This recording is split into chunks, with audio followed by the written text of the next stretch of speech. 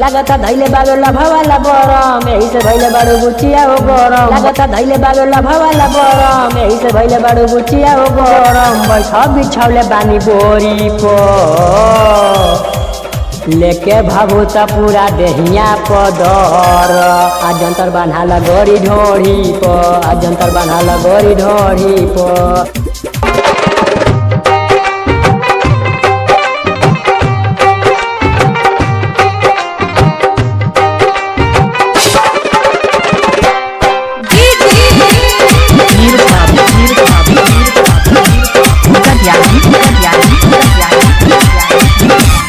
कैसे सहतारू हो कैसे रहतारू हो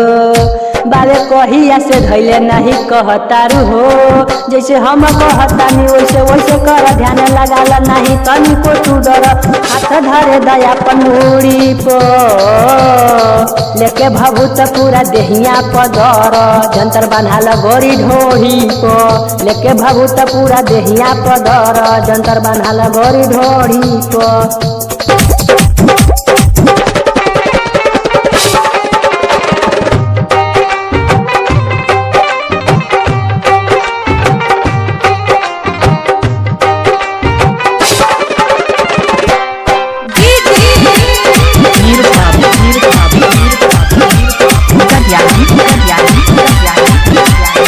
कहे विपिन पंकज किशोर बैठक कर जो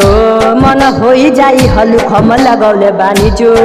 ठीक हो जाई तनी आव न जे दिकी कवनो के रोग हवे तब हमारा के दिकी काहे तू बारू इतना दूरी पर